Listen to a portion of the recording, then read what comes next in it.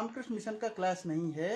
ये जो हमारे इंक्रोचर्स हैं, जिनको हाई कोर्ट ने 2011 में रिस्टेन किया था कि वो हिमालयन ब्राह्मण समाज का नाम इस्तेमाल नहीं करेंगे, वो लोग हैं जिसने डीसी ने भी उनको किया और इंक्वायरी की और उनको कार्रवाई करने को कहा और उनके ऊपर 2011 से चार्जशीट फाइल है।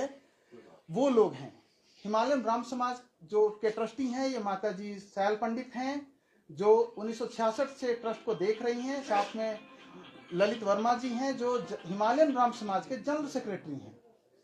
तो पहला क्लियर ये हुआ कि हिमालयन ब्राह्मण समाज वर्सेस रामकृष्ण मिशन नहीं है, यहाँ पे रामकृष्ण मिशन वर्सेस कुछ भूमाफिया, ये है।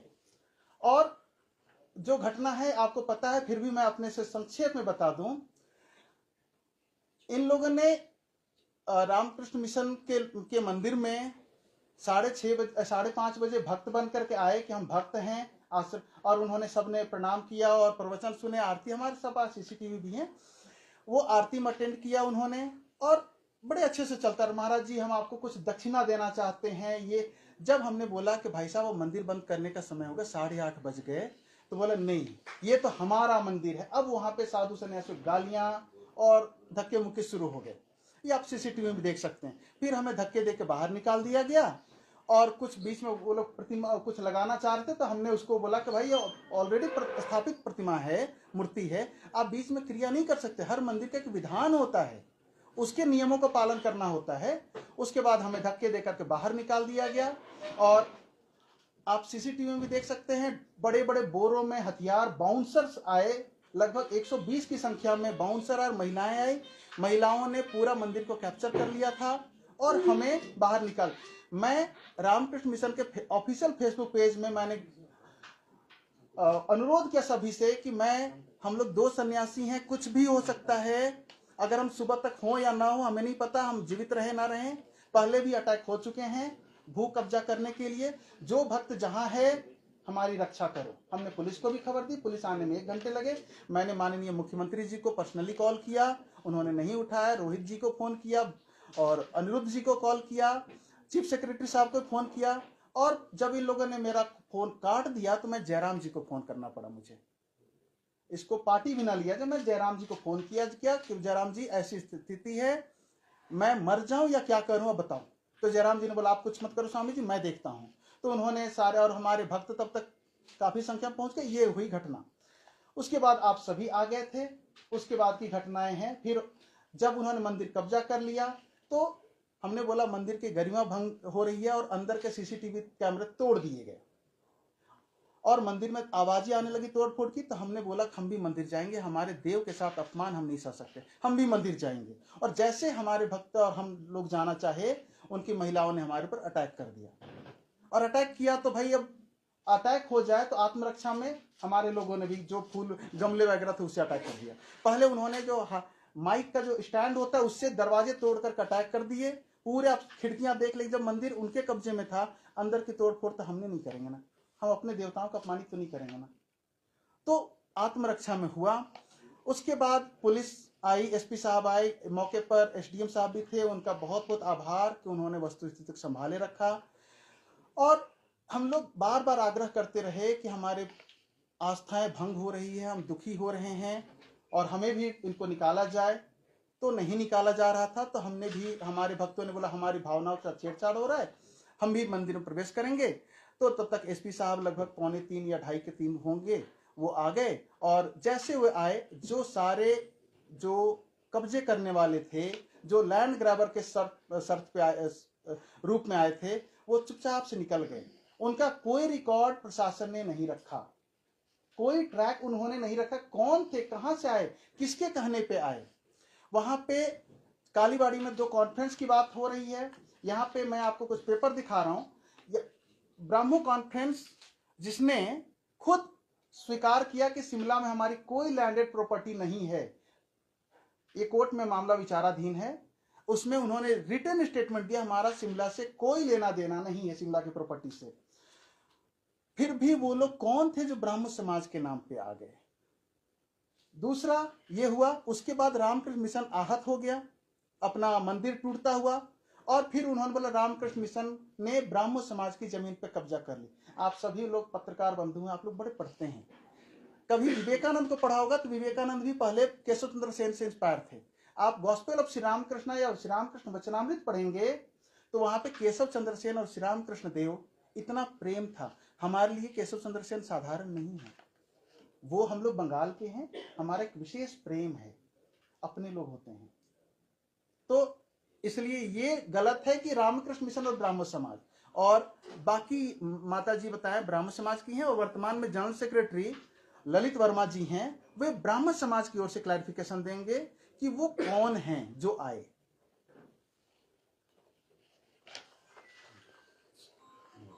जी, आप सभी पत्रकार फ्रेंडे को मेरा सादर नमस्कार। हम आपके बहुत धन्यवादी हैं कि आप इतने शॉर्ट नोटिस पे इस प्रेस कॉन्फ्रेंस का आयोजन किया गया और आप सभी लोग इतनी बड़ी तादाद में यहाँ पे आए हैं सच को उजागर करने के लिए। तो जैसे मैंने पहले कहा कि जो कन्फ्यूजन थोड़ा मीडिया में क्रिएट हुआ है कि हिमालयन ब्रह्म समाज वर्सेज रामकृष्ण मिशन, ऐसा नहीं है, कुछ नहीं है। मैं हिमालयन ब्रह्म समाज का 2015 से ट्रस्टी और 2018 से जनरल सेक्रेटरी भी हूँ मैनेजिंग कमेटी का। और माता जी जो 1966 से संबंध है, मिस्टर विजय पंडित जो शिमला के जाने माने क्रिमिनल लॉयर थे, उनका 2 साल पहले ही देहांत हुआ है। ये उनकी पत्नी है और 85 वर्षीय हैं, आज भी ये सच के लिए लड़ रही हैं। यहाँ पे कुमार इनके ऊपर भी अटैक हुआ है 2 साल पहले। ये सारा मामला क्या है, ये संस्था है 1886 से ब्रह्म समाज का स्थापन किया और इंडिपेंडेंट है, इसका किसी और से लेना देना, इसकी अपनी ट्रस्ट डीड है। 1886 में मंदिर बना था, 1898 में ये ट्रस्ट बना के इसको ट्रांसफर कर दिया गया, इसकी प्रॉपर्टीज। और जनवरी 1898 में जब ब्रिटिश गवर्नमेंट थी तो यहाँ पे पूरा सब रजिस्ट्रार के पास इसकी रजिस्ट्रेशन हुई है ट्रस्ट की, और इसकी अपनी ट्रस्ट डीड है। इसका कोई एक इंडिपेंडेंट है और कोई ब्रांच नहीं है, और ये अपने ट्रस्ट डीड के मुताबिक इसको गवर्न किया जाता है। तो वो परंपरा चली आ रही 1886 से में उस समय लाला कांशीराम जो थे उन्होंने संस्था की थी। उसके बाद अगली जनरेशन में उनके बेटे मिस्टर एल.सी. सूरी, लक्ष्मीचंद सूरी जी वो रहे। उसके बाद मेजर जनरल सूरी, उनके भाई रमेश सूरी और आर.बी. सूरी रहे। मुझे अपॉइंट किया है 2014 में, जब मिशन को कुछ पोर्शन गिफ्ट किया गया, 2 बिल्डिंग गिफ्ट की गई हिमालयन ब्रह्म समाज द्वारा। 2015 में मेरी मिशन के साथ एसोसिएशन देख के मिस्टर विजय पंडित ने और मेजर जनरल सूरी ने मुझ पे पूरा एतबार करके कि उनको पता है मैं जैसा कि सब धोखा किया गया, उनको पता कि कभी ये आदमी ऐसा नहीं करेगा, इसका हम पीठ पीछे बात करते, तो मुझे ट्रस्टी बनाया गया 2015 में। 2018 में मुझे जनरल सेक्रेटरी भी बना दिया गया।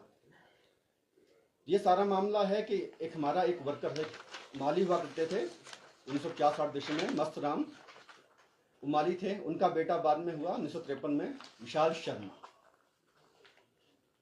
वो बतौर पीएन इलेक्ट्रिसिटी बोर्ड में बाद उसने काम किया। तो जब मस्त राम बूढ़े हुए तो उन्होंने कहा कि मेरा बेटे को भी कुछ आप थोड़ा काम दे दीजिए। तो बेटे को 1990 में उसको केयर टेकर के रूप में रखा गया, उसका अपॉइंटमेंट लेटर भी है, for a very short period उसको कुछ टाइम के लिए रखा गया। बाद में क्या हुआ, जैसे देखा ट्रस्ट से बूढ़े हो रहे हैं, उसने देखा श्रीनिवास जीत लिया, थोड़ा अच्छा काम किया। उसने 3-4 साल बाद देखा कि ट्रस्टी बूढ़े हो रहे हैं और यहाँ कोई फॉलोइंग ब्रह्म समाज की नहीं थी। ऐसे आपको पता था कि स्वामी विवेकानंद ने जब रामकृष्ण मिशन स्थापित किया था 1897 में, तो ब्रह्म समाज की फॉलोइंग उसके बाद कम होगी कि ब्रह्म समाज एक विशिष्ट धार्मिक पक्ष को लेकर चलता है, सगुण निराकार को, क्योंकि स्वामी जी सनातन को लेकर थे। सनातन में सब सगुण निराकार भी है, सगुण साकार भी है, निर्गुण निराकार भी है, एंड बियॉन्ड दैट ऑल्सो। वे यही कहते हैं कि ईश्वर क्या है ये पुस्तक से बयान नहीं किया जा सकता, सिर्फ लक्ष्यार्थ किया जा सकता है लेकिन बयान नहीं किया जा सकता। सो गो बियॉन्ड वेदा, सनातन यही कहता है। तो धीरे धीरे ब्रह्म समाज की शिमला की भी फॉलोइंग धीरे धीरे कम होती रही। यहाँ कोई अटेंड करने वाला नहीं था। तो विशाल शर्मा ने जब देखा कोई अटेंड करने वाला नहीं है, तो विशाल शर्मा ने यहाँ पे 2007 में एक फेक ट्रस्ट बना दिया, पैरेलल ट्रस्ट, जबकि 1986 ट्रस्ट चला आ रहा है। उसके साथ उनके साथ कौन मिले, आप नाम सुन के हैरान होंगे। उनके साथी कौन थे उस टाइम, गोपाल दास वर्मा। मैंने गोपाल दास वर्मा का नाम दिया तो, और मिला राम संगरोली उनके साथी, तो बहुत कुछ स्पष्ट हो जाएगा आपको, शायद मुझे कहने की जरूरत नहीं क्या हो रहा था। ये उनके सहयोगी थे। 2011 में हमारे ट्रस्ट ने हाई कोर्ट से रिस्ट्रेंट ऑर्डर लिया कि विशाल शर्मा, मिलाराम सिंगरौली, एक और साथी धर्मपाल ठाकुर, जो खुद को इस तथाकथित ट्रस्ट के, जो पहले ट्रस्ट बनाया था, जिसकी कोई रजिस्ट्रेशन नहीं, कोई अकाउंट नहीं था, कुछ नहीं था, तो उस पर रिस्ट्रेंट किया गया कि आप नाम यूज नहीं करोगे हिमालयन ब्रह्म समाज का, लुक लाइक नाम भी यूज नहीं करोगे, और इसकी प्रॉपर्टी में इंटरफेयर नहीं करोगे। इसलिए अभी भी कायम है। उसके बावजूद ये खुद को इंपर्सोनेट करते रहे। उसी टाइम एक FIR भी की गई जिसमें कार्रवाई बहुत लेट हो गई, पहले वो बंद की गई, उसको द्वारा रिओपन कराया गया 2016 में, फिर 2018 में उसकी चार्जशीट फाइल हुई, सब कुछ तथ्य पाए गए दस्तावेजों के आधार पर कि इन्होंने हमारे दस्तावेज इस्तेमाल करके यूको बैंक विधानसभा में एक अकाउंट खुलाया, हमारे नाम पे लोगों से पैसों की उगाही की, उसका दुरुपयोग किया। उसके कारण ट्रस्ट डॉक्यूमेंट फॉर्ज करने के लिए, बैंक अकाउंट खुलाने, लोगों से पैसा उगाने के लिए 2018 में ASP प्रवीण ठाकुर जी ने इंक्वायरी की थी। इसमें ASP is the highest investigating officer जो इस केस में हो सकता है, उन्हें की इस मामले की संवेदनशीलता को देखते हुए, और फिर इसमें चार्जशीट फाइल हुई है और CGM कोर्ट में अभी केस चल रहा है। विशाल शर्मा उसके 4 अन्य साथियों के खिलाफ चल रहा है। अभी 2022 में ये लोग विशाल शर्मा, मिलाराम सिंगरौली और धर्मपाल ठाकुर हाई कोर्ट में गए और इन्होंने एक प्ली दी, एक रिट पिटीशन फाइल की कि हम लोग ओरिजिनल हैं और ललित वर्मा, बाकी सारे शैल पंडित, विजय पंडित, ये सब फेक हैं, इनके कार्रवाई की जाए इंडियन रजिस्ट्रेशन एक्ट में, हम असली हमें डिक्लेयर किया जाए। और ये कहा गया कि स्टेट को DC महोदय, SDM महोदय और SP महोदय को पार्टी बनाया गया। तो माननीय जस्टिस संदीप शर्मा जी ने ऑर्डर कर दिया, ठीक है, SDM को इंक्वायरी के लिए ऑर्डर दिया गया। जैसे SDM को ऑर्डर दिया, मुझे पार्टी नहीं बना जो सेशनल पार्टी है, इनकी कोशिश एक्स पार्टी ऑर्डर लेने का। जैसे उनके पास आया तो हमें पता चला कि ऐसा हो रहा है, तो हमने SDM साहब को अप्रोच किया कि हम सेशनल पार्टी है, हमें मौका दिया, बिल्कुल आपको मिलेगा। हमने जैसे ही दस्तावेज सौंपे उनको, लगभग 1500 पेज का 1886 लेके अब तक के 1500-1600 पेज के डॉक्यूमेंट, सत्यापित डॉक्यूमेंट उन्हें सौंपे। पता चल गया कि क्या है। इन लोगों को जैसे पता चला कि डॉक्यूमेंट पेश हो चुके हैं, इनका फर्जीवाड़ा साबित हो रहा है, ये द्वारा हाई कोर्ट गए, इन्होंने फिर द्वारा प्ली ली सेम कोर्ट में कि देखिए अंडर इंडियन रजिस्ट्रेशन एक्ट 1908 के तहत SDM अप्रोप्रिएट अथॉरिटी नहीं है, DC is the appropriate authority, उनको डायरेक्ट किया जाए। तो माननीय उच्च न्यायालय हिमाचल प्रदेश ने फिर द्वारा DC महोदय को डायरेक्ट किया गया कि आप इस पर कार्रवाई करें। ये 2023 की बात है। फिर DC महोदय मिस्टर आदित्य नेगी उस समय थे, उन्होंने इंक्वायरी की, उनका हमने फिर से सारे डॉक्यूमेंट सौंपे, इनके भी डॉक्यूमेंट लिए गए। तो तथ्यों के आधार पर फिर उन्होंने लगभग 3 महीने लेकर 21 दिसंबर 2023 को DC महोदय ने अपनी रिपोर्ट दी, जिसमें पाया गया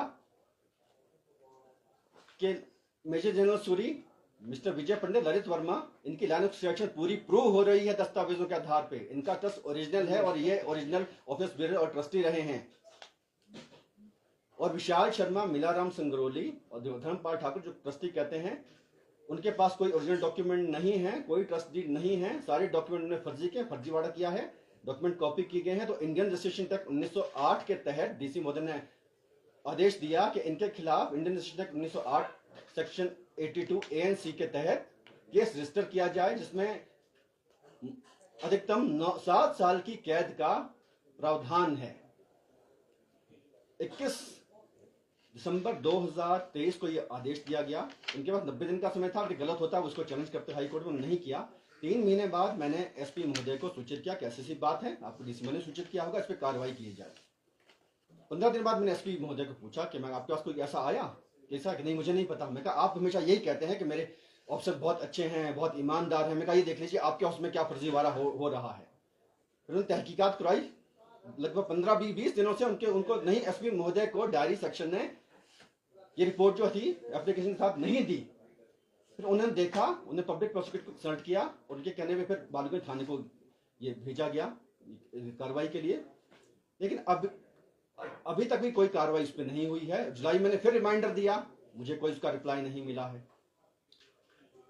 अभी जब ये कॉन्फ्रेंस होने वाली थी जो इलीगल थी, हमें जैसा तक ऐसा कुछ हो सकता था, 7 तारीख को मैंने SP महोदय को फिर पत्र दिया कि ऐसा कुछ हो सकता है, इस कॉन्फ्रेंस को रोका जाए, कालीबाड़ी में रोका जाए और यहाँ पे हमें पुलिस फोर्स दी जाए, ताकि यहाँ पे कोई ऐसी दुर्भाग्यपूर्ण घटना ये लोग ना कर सकें। ये आएंगे और उत्पात करेंगे, हमें इसका अंदेशा है।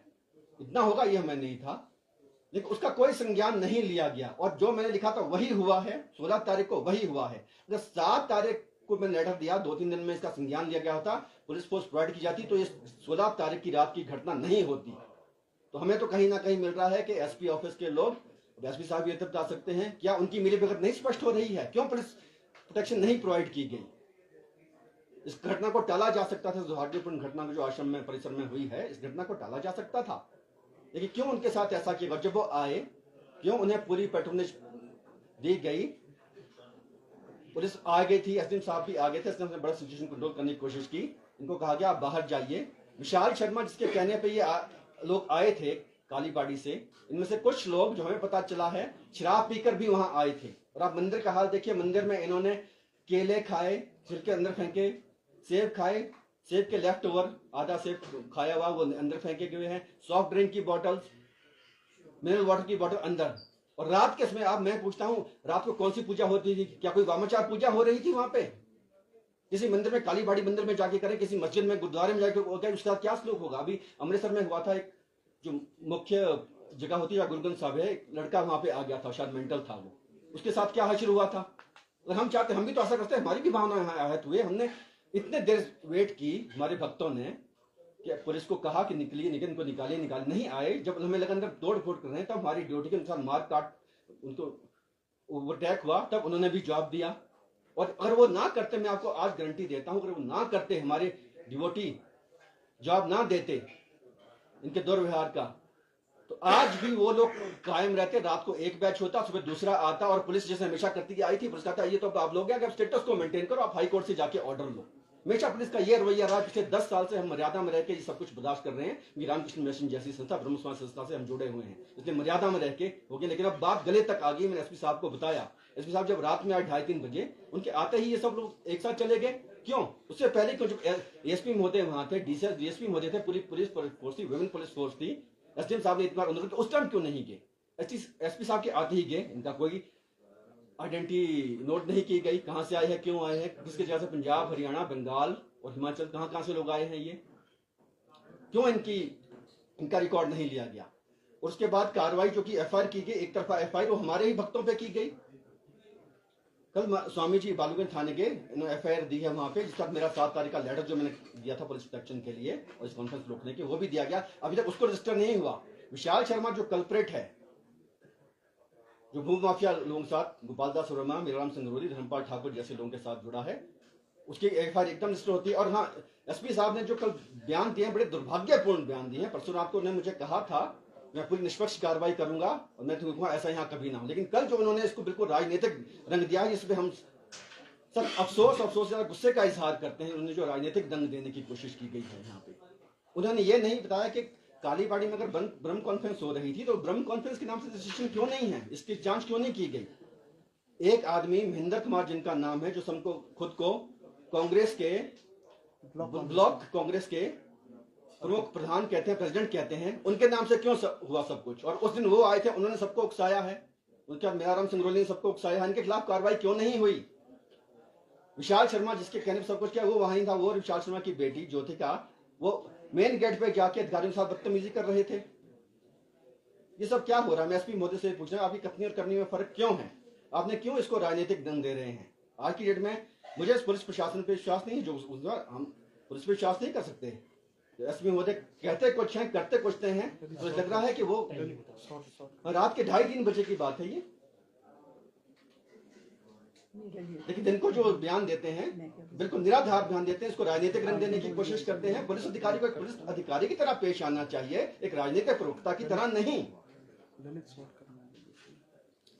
तो आपको सामने मैंने रख दिया। तो मैं आपसे अनुरोध है कि इसको जरा आप सभी एक चीज को स्पष्ट करें कि हिमालयन ब्रह्म समाज वैसे रामकृष्ण मिशन नहीं है, हिमालयन ब्रह्म समाज नहीं रामकृष्ण मिशन को यहाँ आया था, बुलाया था, क्योंकि मिशन में कोई ब्रह्म समाज में कोई देखने वाला नहीं था, तो मिशन को बुलाया गया, आप यहाँ कीजिए। और मिशन ने तब से लेकर करोड़ों का यहाँ पे चैरिटेबल वर्क किया है, क्योंकि आपको पता है मिशन को इन्फोसिस जैसी, टाटा जैसी संस्थाएं सपोर्ट करती है। लेकिन दुर्भाग्य की बात है कि हम लिटिगेशन में, इन सब झगड़ों में इतने इस कदर हमें फंसा दिया गया है, जो हमारा मेन चैरिटेबल वर्क है मिशन का, वो भी नहीं कर पा रहे हैं हम ढंग से। हमें इतना हरास किया गया पिछले 10 साल में। तो मैं बहुत ज्यादा समय आपका नहीं लूंगा, कोई आपके सवाल होंगे उठेंगे। और इसकी हिस्ट्री, जो पुरानी हिस्ट्री, वो आपको माता जी बताएंगे, 1966 से संबंधित है इससे, तो उस पर मैं एक बात ऐड कर देता हूं। 2014 में रामकृष्ण मिशन को जब से गिफ्ट हुआ, तब से हम यहाँ पे हैं। और रामकृष्ण मिशन की संस्था विगत वर्ष में पूरे भारत में लगभग 1,500 से करोड़ से ज्यादा का कार्य कर चुके, सेवा कार्य। हमारे पूरे भारत में कई स्कूल, कॉलेज हैं, हॉस्पिटल हैं, फ्री में चलते हैं। आपको 2 वर्ष पहले जो हिमाचल में त्रासदी हुई, और कुल्लू मनाली साइड, उस साइड हमने 3 करोड़ का सेवा का कार्य किया। अभी तुरंत रामपुर में भी जो दुर्भाग्यपूर्ण घटना हुई, वहां पे भी हमने लगभग 40 लाख का सेवा कार्य किया। हम बहुत ज़्यादा स्वाभाविक सन्यासी हैं, हम छिपना चाहते हैं, मीडिया में हम लोग आते नहीं हैं। हम इसलिए रामकृष्ण मिशन में हम लोग सन्यासी बहुत ज़्यादा मीडिया में हमारी आवाज़, हमारे बोलने के तरीके बड़े फ्रेंडली नहीं हो सकते हैं। तो हम लोग सेवा कार्य में विश्वास करते हैं, क्योंकि हमारा स्वामी विवेकानंद ने जो आदर्श दिया था, सेवा परमो धर्म आत्मनो मोक्षार्थम जगत हिता, अपनी मुक्ति और जगत का कल्याण, ये है। और जो लोग आए थे बड़े बड़े बोरों में क्या लेकर के आए थे, हमारा मंदिर अपवित्र हुआ, टूटा फूटा है। और पहले भी 2 वर्ष पहले जो घटना घटी थी, लड़कियों, विशाल शर्मा ने कुछ लड़कियों को भेजा कुत्तों के साथ और मारपीट करवाई, और उसके बाद ही मुझे कई बार थ्रेट और कई बार धमकियां दी गई। मैं, आप सभी मीडिया बंधु हैं, मैं आज हूं, कल मुझे मार दिया जाएगा, मुझे नहीं पता। मैं सबके सामने बोल रहा हूं, आज हूं, कल मुझे मार भी दिया जा सकता है, क्योंकि मेरे से पहले दो अध्यक्ष यहाँ पे थे, उनका सस्पेक्टफुल सर्कमस्टांसेस में डेथ हो गया है। हम लोग मीडिया में नहीं आए, लेकिन सीआईडी की इंक्वायरी देख लीजिए आप। सीआईडी ने जो रिपोर्ट दी, मैंने पुलिस को बार बार कहा कि ऐसा हो रहा है, कुछ भी हो सकता है, मामला सिर्फ रामकृष्ण मिशन का नहीं है, भू माफिया का है, इसलिए इसको भू माफिया कहा जाए। और बाकी रामकृष्ण मिशन के बारे में आप सभी जानते हैं, अगर कुछ भी पूछना चाहते, और हम लोग रामकृष्ण मिशन में सब लोग पढ़े लिखे लोग होते हैं। यहाँ पे कोई बाबे टाइप का, अक्सर हम लोग को जिस तरह का होता है, हिमाचल में हम लोग हैं, लोग बोलते बाबे हैं, लेकिन रामकृष्ण मिशन के सारे सन्यासी, मैं भी खुद आईआईटी कानपुर का मैं विजिटिंग प्रोफेसर हूँ, आईआईएम अहमदाबाद में मेरे क्लासेस होते हैं, मैं लवासना में मेरे क्लासेस होते हैं। हम लोग इसमें नहीं होते हैं, इन चीज़ों में, लेकिन हमारी ऊर्जा को पूरा का पूरा कहीं और निकाला जा रहा है। तो इसके लिए आप सभी का आभार। अगर आपके कुछ प्रश्न हो तो हम लोग प्रयास करेंगे उत्तर देने का। और ये माता जी 1 मिनट के लिए कुछ बोलेंगी। हाँ, मैं तो अब महाराज जी सब कुछ, ललित ने सब कुछ ही बता दिया। मैं तो आपको यही बताना चाहती हूँ कि मैं इस जगह से, मैं पक्की ब्रह्मो हूँ। 1966 में नाहन से हूँ मैं। 1966 में मेरी मैरिज हुई थी, और ये जहाँ मेरी मैरिज हुई थी वो लोग पक्के ब्रह्मो थे ना, जो असली ब्रह्मो होते हैं ना। और नहीं आ रही आवाज़? पहले वाली आई? अच्छा, बस मैं ये बताना, क्योंकि सारा आपको ललित ने बता दिया। मैं ये बताना चाहती हूँ कि 1966 में जब मेरी मैरिज हुई, तो मैं वो उस वक्त मैंने अपनी मेरी मदर इन लॉ और जिन्होंने ये ब्रह्म समाज 1886 में बनाया था, लाला काशीराम, उनके लड़के होते थे लक्ष्मी चंद्र सूरी। तो मेरी मदर इन लॉ वो 6 महीने के लिए आते थे, और मेरी मदर इन लॉ यहाँ पे एक ITI होता था विलो बैंक में, उसकी प्रिंसिपल होती थी ना। ITI बोलते थे उसको, क्या लड़कियों का होता था, जो भी था, art and craft what ever it is. तो ये लोग, वो प्रिंसिपल थी, और वो ये जो जिन्होंने ये बनाया था ब्रह्म समाज 1886 में, लाला काशीराम, उनकी समाधि भी है वहाँ पर ना, हिमालय ब्रह्म समाज में। वो फिर उनके लड़के, जब उनकी डेथ हो गई तो उनके लड़के लक्ष्मी चंद्र सूरी करनाल से आते थे। 6 महीने वो यहाँ रहते थे और 6 महीने वो करनाल में रहते थे। और उन्होंने मेरी मदर इन लॉ को, जो उस वक्त की लाहौर की हाईली एजुकेटेड लेडी थी, तो उनको सारा ये सौंपा हुआ था। वो प्रेसिडेंट, ट्रस्टी, सब कुछ वो चलाती थी, और बहुत ही अच्छी लेडी थी। उनकी रेपुटेशन ऐसी थी कि पूछो मत ना। क्या तो मैं आपको बस थोड़ा सा शॉर्ट में बताऊंगी, बिकॉज सारा ये बता चुके।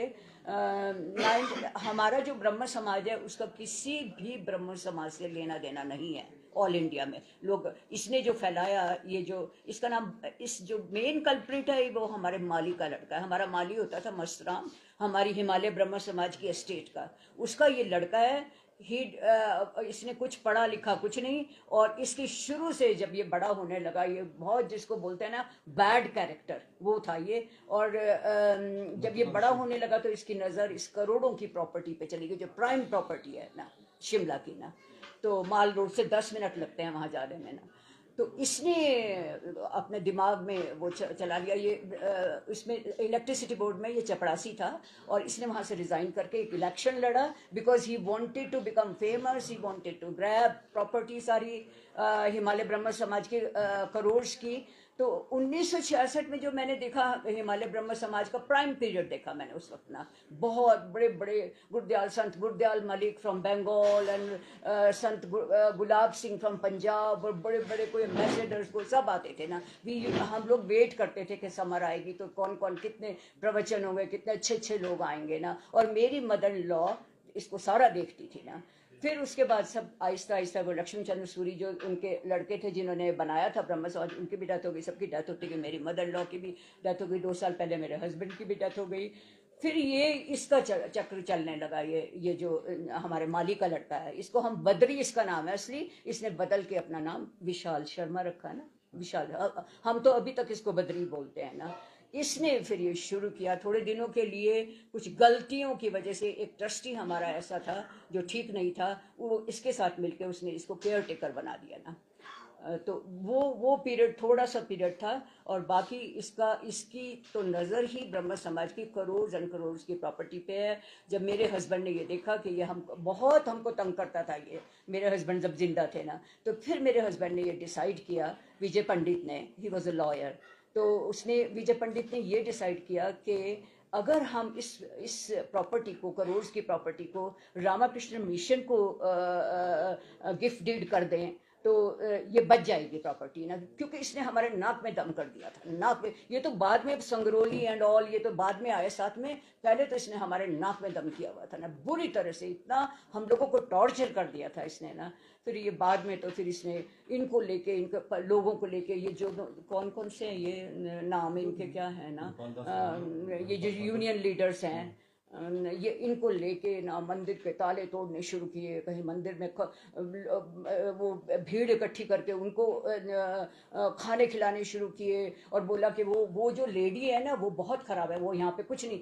फिर मैं ही रह गई थी उस वक्त, जिस वक्त ये अपनी कॉन्फ्रेंसेस कर रहा था ना। तो फिर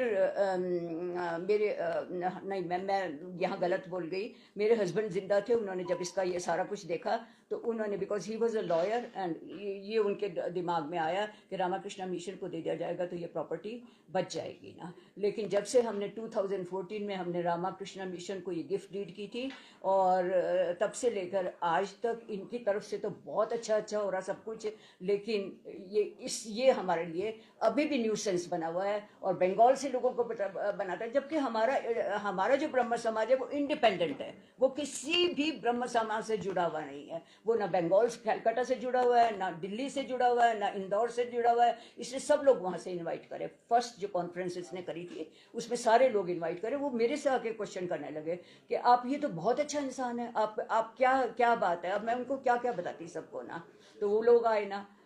तो बस मैं यहाँ आपको ये बताना चाहती हूँ कि इंडिपेंडेंट ये ब्रह्म समाज है, इसका किसी भी दूसरे ब्रह्म समाज से कंसर्न नहीं है। 2014 में हमने सोचा कि इस प्रॉपर्टी को कैसे बचाएं, इतनी करोड़ की प्रॉपर्टी को कैसे बचाएं, तो हम लोगों ने इनको इसकी गिफ्ट डीड कर दी।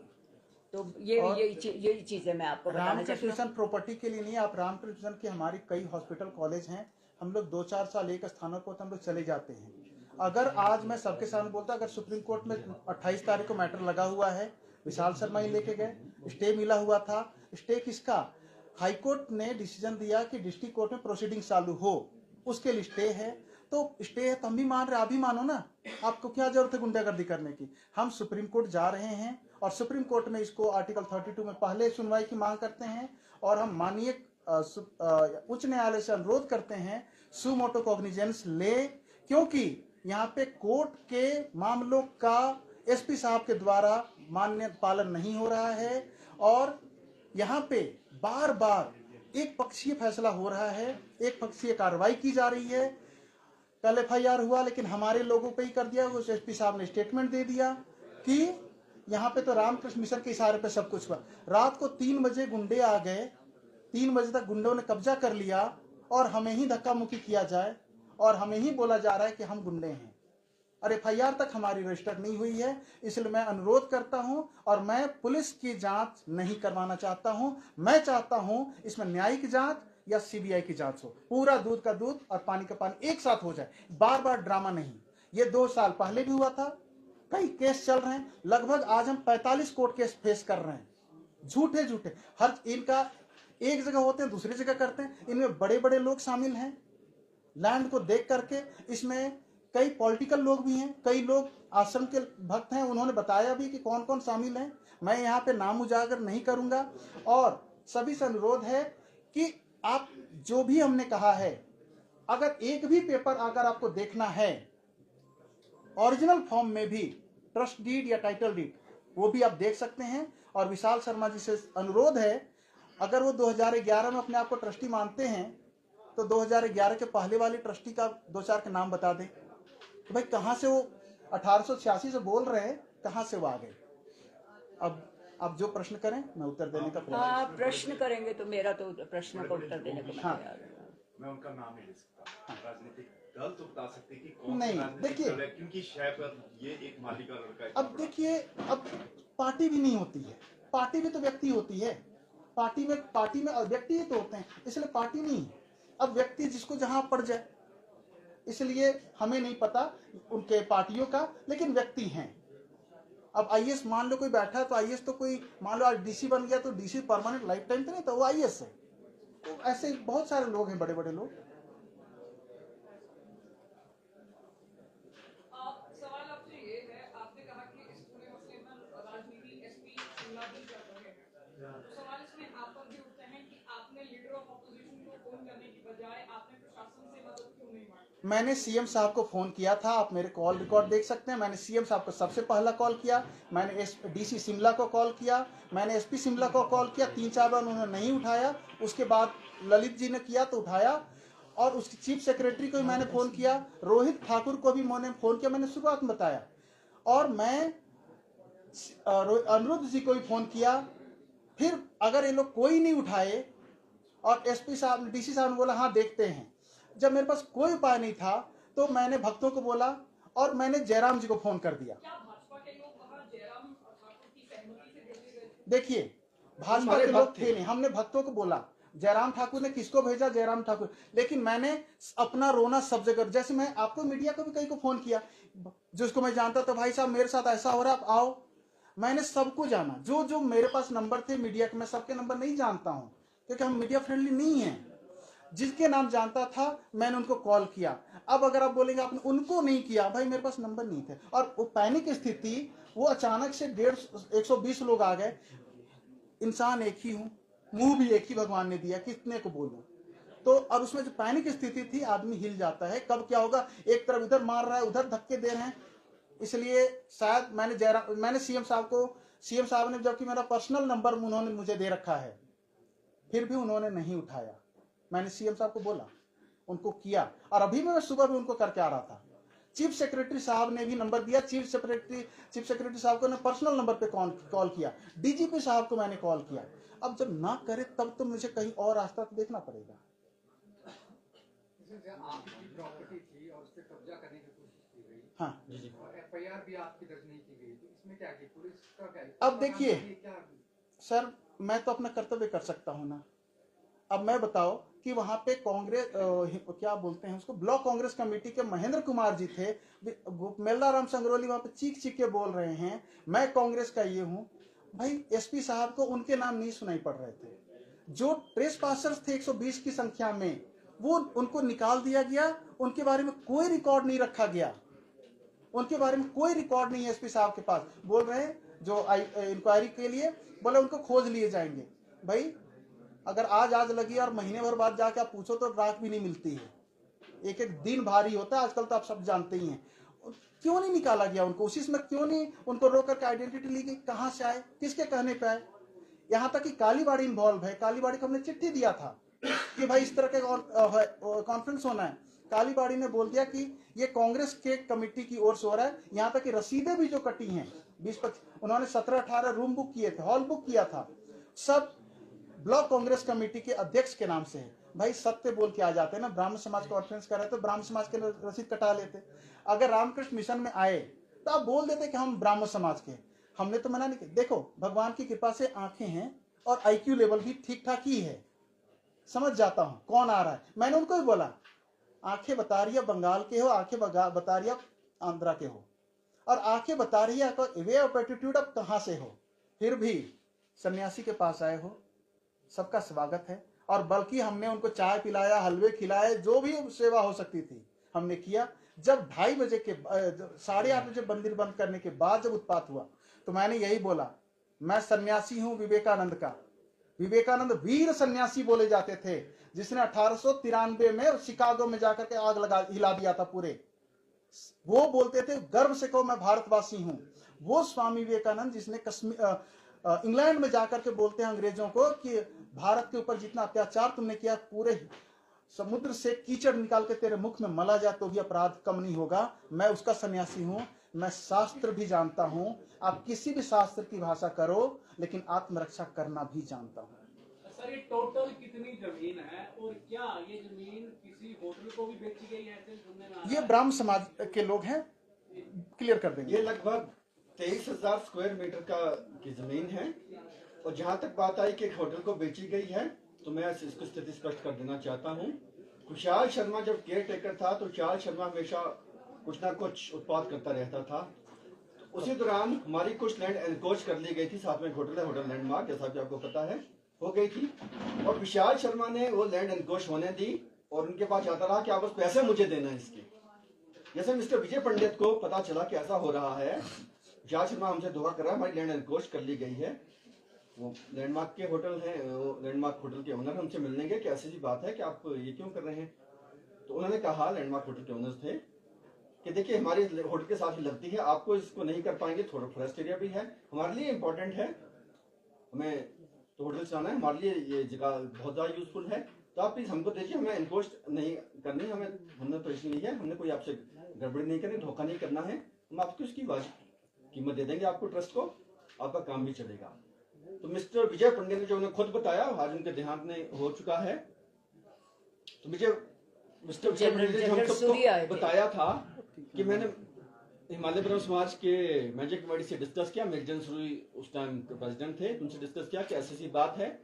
तो मेरे सिस्टर ने पूछा क्या हमें लिटिगेशन में जाना चाहिए, तो मिस्टर विजय पंडित ने मेरे से कहा कि विशाल शर्मा ने मुझे बहुत परेशान कर रखा है, जान से मारने की धमकी देता है, रात को आता है शराब पी के, वो जबरदस्त शराबी है, मुझे कहने में कोई संकोच नहीं है, वो ज्यादातर मैं आपको पी के ही मिलेगा वो इंसान विशाल शर्मा।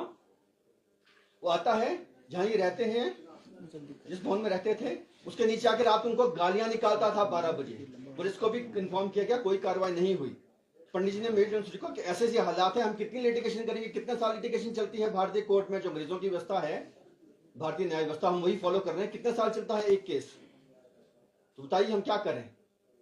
और फंड्स की प्रॉब्लम भी थी, तो कहा देखिए अब ये तो आप लगे रहो, पोजीशन उनके पास है, फिलहाल होटल के पास है, तो चला रहेगा।